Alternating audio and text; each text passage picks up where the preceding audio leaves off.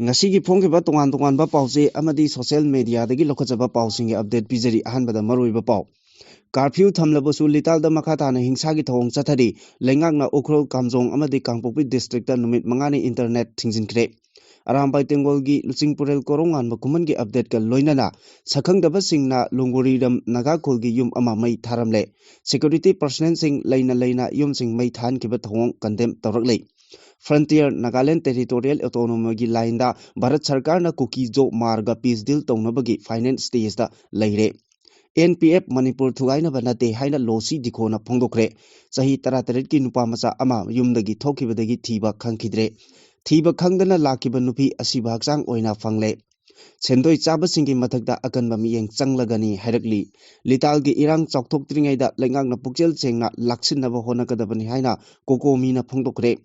Delimitation की process paikatringaida SIR pangthoknaba Federation of Haumina India की president da memorandum pisinkre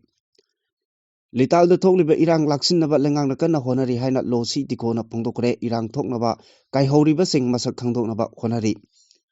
Mitau tamdanaba warep taruk lokre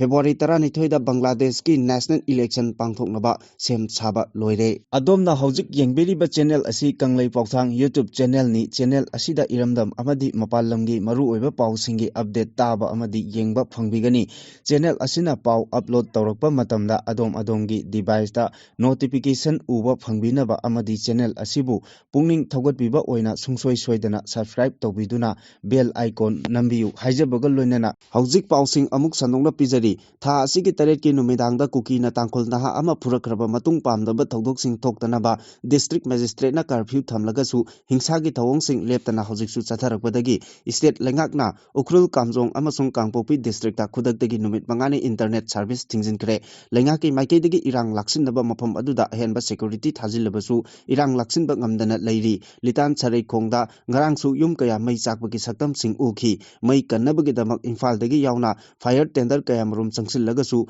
nomai kapna bagi makon leptana tabana sangsin bangam khide security force nasu kapliba sing adugi mathakta thabak lokhatna ba akanba thabak su paikhat pangam da bagi pibamda lairi mafam aduda naha kaya makhuta single parent double parent paiduna sangsin na ba hona bagi video sing social media da viral oikhi adubu security force ki maikei digi naha sing adu sanghandana ba thatlaga thamki maram aduna misam miyam aduga security force ani ge marakta ungkhatna ba thokhi Kuki militant oigani chingnaba camouflage setpa mioi kharana automatic rifle paiduna seki yum amagi manungdagi nongmai pangkapta kapsinbagi saktam sing live oina thadokpasu ukhi mafam kayada automatic nongmai sizinabagi makhol leptana takhi nakalani ki marakta nongmai kapnaba amadi yum mai thabagi thodok sing adu laksinaba hogjingmaki oina Imphaldagi matik chaba commando forcing thajinba leitri police personnel khara mafam aduda leiriba adusu central security forcing su nongmai makhol taraga upai ama leita bogum tauri manak nakpa mafam singda yum mai chakpa uragasu yamna nakpa mafam dagi nongmai kamnarakpana mai kanbagi thabakta su khudong chadaba mayoknabadagi yum kayamarum maina chakpa dagi kanba ngamdana leiri amaromda irang asi laksinaba lengakna lokhalakpa thorangda commissioner cum secretary home N Ashok Kumar na ngasi thokiba order amana Ukhrul Kamjong amasung Kangpokpi district ta khudaktagi numit mangani internet service thingjinkibane Makatarakpa pauda Arambai Tengolgi Luchingpurel Koronganba Khumangi official Facebook account da asumna update piri Migi chahi kaya khulai afaba paiduna leiraklaba fawba henjinba ngamdri matam aduda mapunsigi nongmai paijaraktriba ichin inau kaya amana mina sizinnabidraba hundoklaga thamlaba khulai adu pairaga lanthengnarakhiba sing adu araiba thabak amata nate hanna kapnaraga kona training tawba kangbuni aikhodi combat experience leire ngasidi arembadongna chaiba ngangba khunba tawba mioi kharadi leiri narumda nongmai maru ama paikhibada kari phawi siningchitta hingba kaya ahing kaya tumlakhidaba apumba chak charaga khanglakhiba kaya madu thengna hodaba yaw hodaba matam maduda makhut makrang lolaga phamungdagi hendokdaba singni karan yamna nganglisi tawgumsi nungaina khidaba khanaba chainaba pendabadi loi leinagani madu personal oina thamlaga Leipaki ipuruki laklabadi aikhoi masel punna saugatminasi haina asumna update piri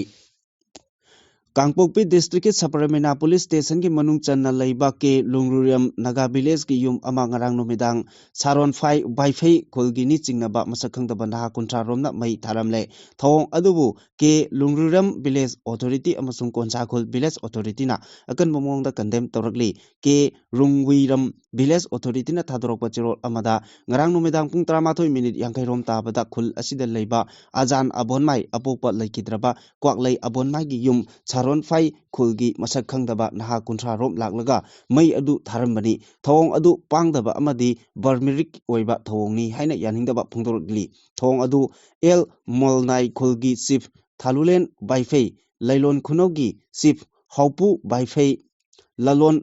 Waifei gi chief Lalboy Waifei amasung Saron Phai khulgi chief Thangboy Waifei gi thoksin makada chathagibani haina maral siraduna thawong asimak state ki authority bu singnaduna ingtapa tugaina ba honabani amadi community marakta nungsina handana ba sinbani haidi yummai tharamba thodok asigi matangda state lengak amadi Ministry of Home Affairs na khudakta asigumba thawong makata na chathadana ba thabak lokhagadabani ke Lungruriam village da matik chana security force thamduna ngak sengadabani haina su demand torokli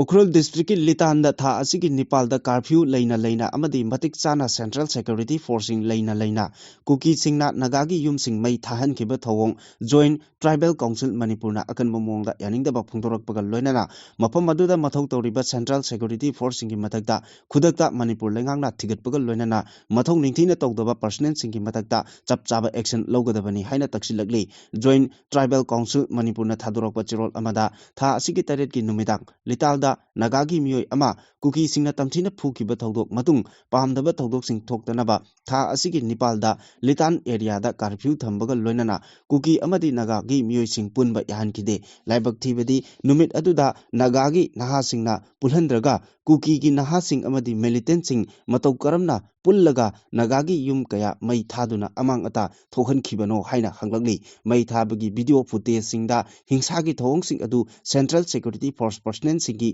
Mamang Muktada Sathagibani Haiba Mayek Singna Uri Masi Khwaidagi Laibak Tibani Security Personnel deploy Toriba Asi Miamgi Lanthung Ngaknaba Amadi Law and Order Ngaknabani Adubu Kuki Lamhen to Henba Singna Nagagi Yum Sing Mai Thabada Karigidamak Security Forcing Aduna Yengduna Laikibano Haiba Asini Thong Asi Security Force da Miamna Thamlamba Thajaba Adu Mangale Mermasina Tuba Matamda Manipur Lengak Amadi Mari Lenaba Authority na Numit Aduda Litalda Matok Tokiba Central Security Forcing ki matakta inquiry chataduna mathong ningthina tawkidaba personnel singi matakta chapchaba action logadabani hainasu akanma mongda taksilakli Manipur da hojik leiri batang tadaba phibam asi mapung phana loisinabagi damakta central government ki maikaidagi handakta central government Nagaland government amasung Eastern Naga People's Organization ki marakta Frontier Nagaland Territorial Autonomy pinaba memorandum of agreement sign tongnakiba adugi Model da Kuki Jo Mar Peace Deal Tongnaba Finance TS da Laire Hari Indian Express ki report amagi matung inna Frontier Nagaland Territorial Autonomy ki line asida Kuki Jo Marga Peace Deal Tongnagaduriba asigi matangda center da thajaba pikiba adugi matung inna handakta Chief Minister Yumnam Khemchana Lusingba Sarkar asida Deputy Chief Minister Nemcha Kipgen yauna Kuki MLA ahum saruk yakhibane Frontier Naga Territorial Autonomy ki line da Manipur ki singi district singda ahenba autonomy Financial Authority amasung Administrative Power pinabagi line da negotiation yamna kanna chathari hairi Indian Express ki pau asina makata na hai Manipur ki singi jaga singda Kuki Jo Mar tribe singna akanba protest chathajarabasu BJP na lead toba government amana thabak paikhatpa hokrabasu center ki maikidagi Kuki Jo peace deal asi finalize townabagi finance stage da leire hairi government gi phangba source amagi pau na hai hariba deal asi mamangi chayolda Nagaland gi major tribe Nepal na Khundaba district tarukta ahenba autonomy pinaba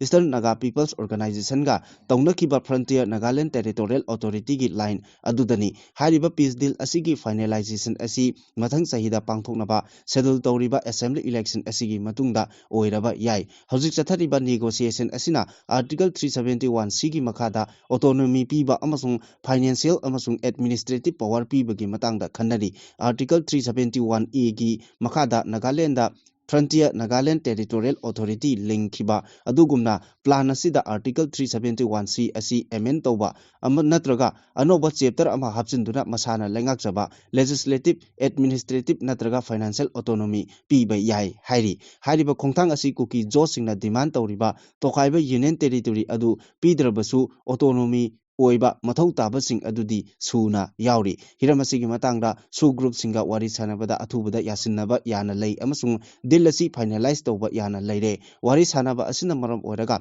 anoba lengak asi sembada kuki jo MLA sing saruk yasilaknaba pungning thogot-khibani Naga People's Front NPF asi Manipur thugainaba natte Manipurda peace amadi unity puraknaba honaba political party amani haina Manipur lengaki nauna deputy CM oikraba Losi Dikhona phongdokre wafam asi Naga People's Front Manipur State Unit da sinduna Imphal Hotel da nauna deputy CM oirakraba taramna opagi thoramda phongdokhibani mahangna hai deputy CM oirakpa haibasi yamna chawba daitani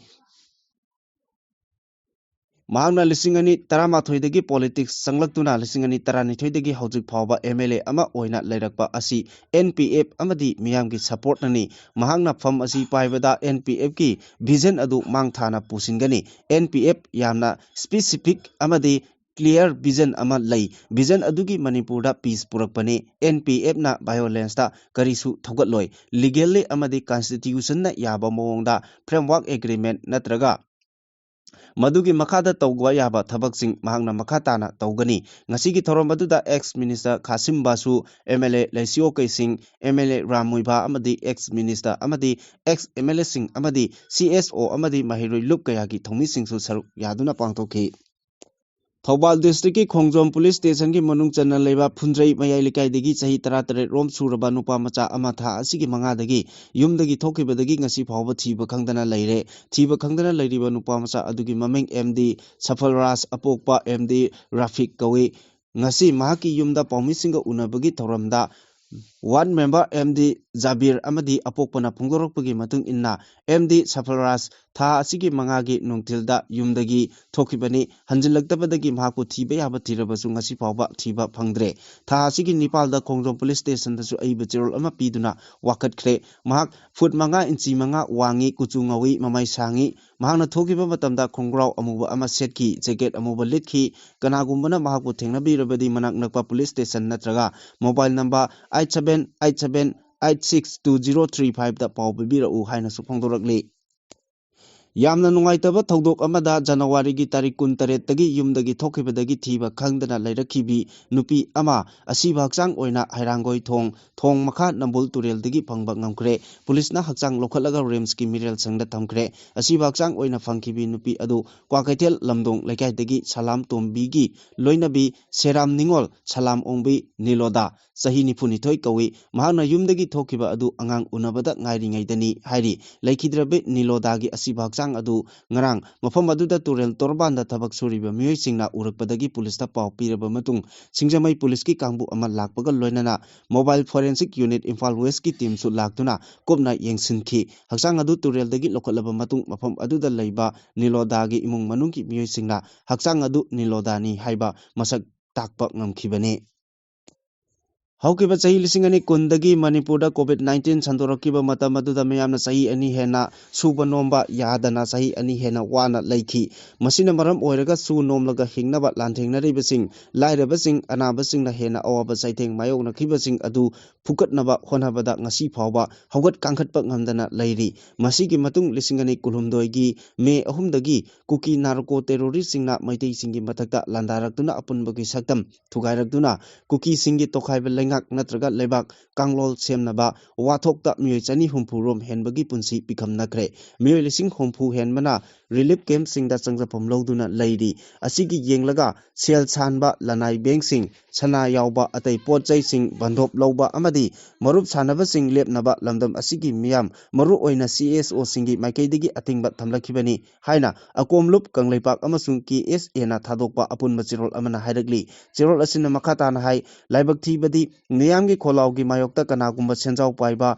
Miyamgi E Chupleba Miyoi Karana, Haujiksu Matamadugi Awa Chaiting Oikiba COVID-19 COVID-19 amasung wakal tanadabadagi tholakkiba khana chainaba hal lal hana sunaba asigi manungda sendoi lobagi thabaksing chathabagi damak miyoi kayagi lanthum matpa amadi Chelep sendoina hengat khibadagi lairabagi punsi areng bada puthare COVID-19 laina laichat manung amadi ing kumja lising ani kulumdoi mi ahumdagi tholakkiba lan manungda chana lupa low inkol atai pochei kayagi bandop thamkibagi sendoi kopibagi mahuta sendoi chauna lowba thengnare miyamna humna kham thengna awa chaithing phangkiba thawdok ani asigi manungda kanagumba senjau paiba bandop lowba kangbuna miyamgi awaba khangdana yaragani matagum nampuda sendoi pulap lownaba honarakpa amasung lokhatpa masigi mayokta akomlup kanglepak amasung KSA na athubuda miyeng sangba hauragani lup ani asina lokhalakliba khongthang asida miyamna su mapung phana corporation PBU hairagli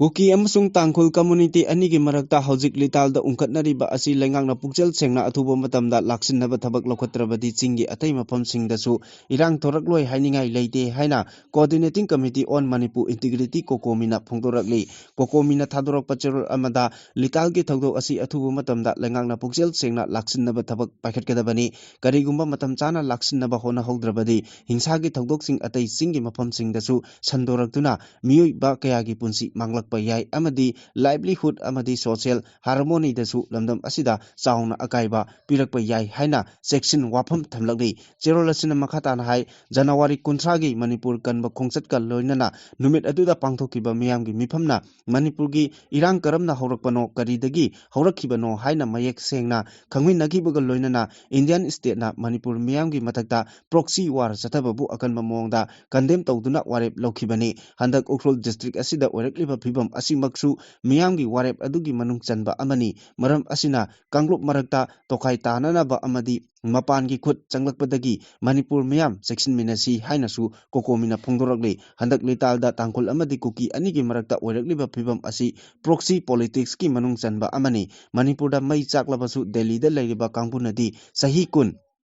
investment tawrakpagi mahi fangbagi celebrate tawribani Manipurda thokliba netadaba phibam puarigi accident ama nate matam kayagi mamangdagi hai singna tharang tawrakhiba adu uthokjarakpani litalda yum kaya lamhen tuhenba singna khulai paiduna mai thabagi thawong chatharabasu Indian security force na karisu action amata lawdana tumena yengduna laikhiba thawongbo kokomina akan mamongda condemn tawrakli amadi Indian gi security force na utkhiba machat adu lamdam asida anoba ama nate hojik sahi ahum rom sujilaklaba chathaduna laklaba machat amani hainasu phongdorakli Manipurda delimitation ki process paikhatringaida state asige yumthangnariba lebaksingdagi leptana haijilakiba chinkuki jo amasung muslim gi masing leptana hengalakliba asi check tawnaba special intensive revision pangthokpiu haina Federation of Haumi gi maikaidagi India ki president da memorandum pisinduna taksinkre haina Manipur Press Club ta pangthokiba paugi mifam amada Federation asigi president Sapamcha Jadumani na phungtokre mahakna hai India gi mikhalda asengba citizen khaktamak vote thadanaba thaurang oina SIR gi thabak asi Union Territory ahum amasung state mapalda thabak paikhatpa hokre Uttar Pradesh ki oina miyoi crore 2.34 Gujarat ki oina lakh 62.8 Kerala gi oina miyoi lakh 13.9 Bihar gi oina miyoi lakh 98 Rajasthan gi oina miyoi lakh 93.35 Madhya Pradesh ki oina miyoi lakh Nipunitoi lising humbudra mari chama humpu Tamil Nadu gi oina miyoi lakh maripu tararet West Bengal gi oina lakh yankhai nipal Pondicherry gi oina miyoi lakh ama Chhattisgarh gi oina miyoi lakh kuntaret.3 Andaman and Nicobar gi oina miyoi lising humpu mari Goa gi oina miyoi lakh ama lising nipunitoi Lakshadweep gi oina miyoi lising ama chamri kunmapal voter list gi kakre apunbagi oina hauji phawbada voter crore 3.58 lokthokre pangthokliba SIR asi ahanbagi oina lising ani mangada base tawbani Manipur asi international border da leiba state oibana yumthangnariba leiba kaya dagi foreigner kaya lamdam asida changsilaktuna India ki citizen oinaba Aadhaar card kaya saraga pairambagi phagatpasu leikhare foreigner kaya ama mari leinaba document yaudana changsilakpadagi phakibasu leire voter list da chanduna vote lepa phawba yaurambagi charangnaba leire Manipur gi mafam kaya da maram chadana anoba kul masing hengalakpagi wathok lakhre maram aduna Bharat Sarkar na India gi oina asengba citizen khanduk tuna mihut khannabagi pandamda paikhatliba SIR asi Manipur da athubu matamda paikhatpham thoi masigi damak Federation of Homina ngamang tha January 23 India gi President Draupadi Murmu da memorandum pisinkre India gi oina paikhatliba SIR asina Manipur da su National Register of Citizen NRC tawrakpada achoba mateng ama soidana piragani haina phongdokre Ukhrul District ki Litan Sarai Khongda Mahusagi Pibam Hanjil Hanaba Lengakna Security Force Civil Society Organization Sing Amadi Community Leader Singa Kuchamna Duna Akhanaba Thorang Lokhatle Haina Deputy Chief Minister Losi Dikona Phongdokre Naga People's Front NPM na Sinduna Pangthokpa Thorom ama yawba lakiba Deputy Chief Minister Losi Dikona Pawmi Singi Wahangi Paukumpire Duna Hai Haujingmaki Oina Mapung Phana Irang Laksin Ngamdrabasu Ing Tapa Pibam Hanjil Hanabagi Matangda Akhanaba Thorang Kaya Lokhatle Ngarang Magdada Paikhat Kiba lengang na paikhat liba thorang asida tongan ba organization amadi civil society group sing yaksil laktuna tung koina chanagadaba mongda ingtapa phibam hanjal hanaba honariba asi afaba khudamni haina sumang na makhatana phongdokhi Nat ki thoram sing pangthokpada mitau tamdanaba yauna tongan ba warep taruk khurai mifamna lokre inat yokhat luptin iolgi publicity secretary W Luang leimana thadrok pachirol amana hai khurai assembly constituency ki manung chanba ima chingjoi bi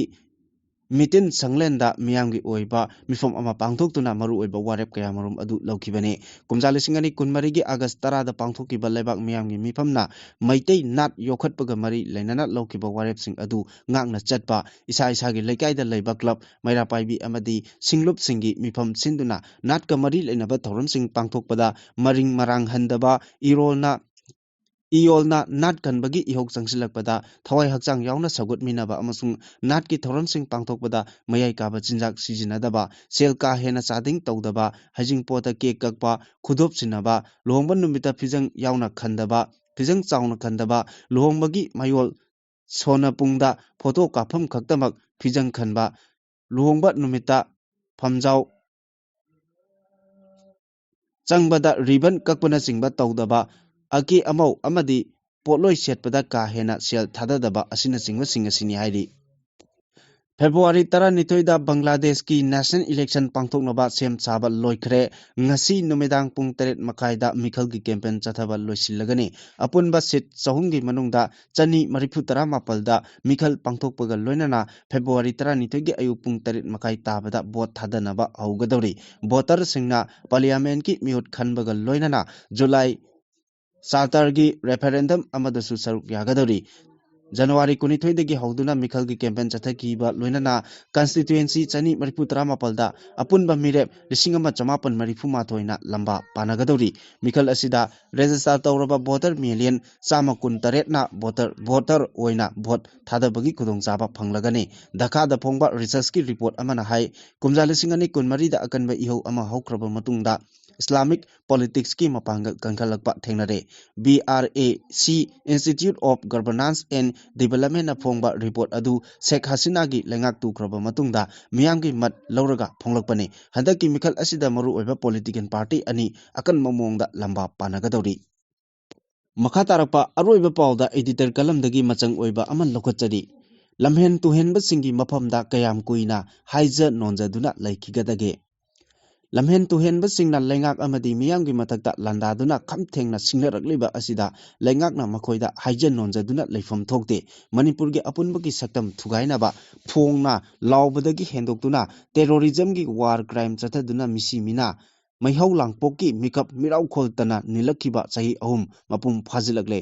Makhogi ka henba thawong singna central government amadi Manipur government na makhogi mafamda haijan nonjaduna punna nungsi chanana leiminanaba kayarak hana wari sanakare adubu makhogi khongpham handokloi haina mangak kanba utuna miyamgi mahungsagi punsida singnabagi thong hojik chathabra asina laingangna kayam koina yengduna leikhigadoribage lamhen tu henba hingsa yaitamba singna lebaki apunba saktam thugainaba miyamgi punsi amasung lanthum mahan takhan bagi war crime chathabagi ngakpipam thoktraba maral sing leirabasu lengakna chairak pibagi mahut minungsigi mityengda makoibu yoktuna thambagi maram karino haibadu miyamda khanghanpham thui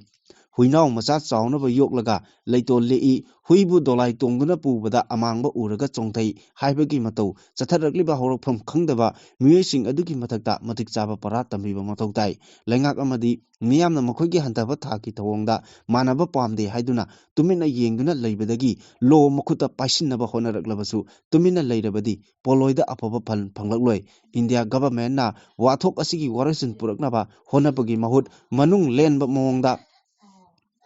lisang thabagi mawong chathariba asigi aronba agenda ama leibagira haiba chingnaba wahang leitaba nate India government na separate administration demand piroi haiba wafam phongdokhiba amadi kuki jo singna anoba lengak sembagi mayokta leirabasu lengak sembada kuki jogi mihut yauna lengak sembada yawhalakiba adu center na kuki jo sing themnaba amasung ingtapa hanjilhanabagi thoksil aroiba tangkak yoksilakle haina phongdokhiba asigi matangda Indian Express na phongdokliba wafamdi lamdam asida ingtapa hanjilaknaba kuki jo singa tanagadaba peace deal asi mamangi chayolda Nagaland da Eastern Naga People's Organization ga chathakhiba Frontier Nagaland Territorial Authority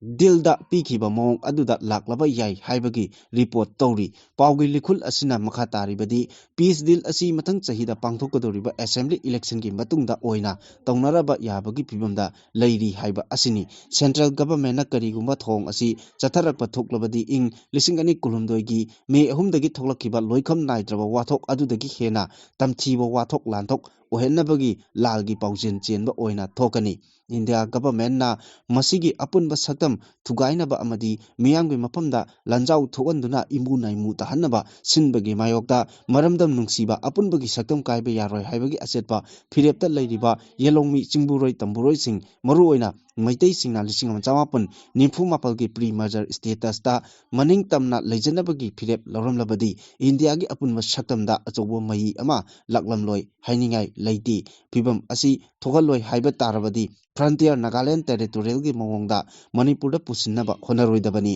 India government na Manipur gi wathok gi warisin puraknaba honabada kukijo themnaba Frontier Nagaland Territorial gi thawong lokholakpa tarabadi imu naimu tanahannabagi lanbaw chenba oina thoglakani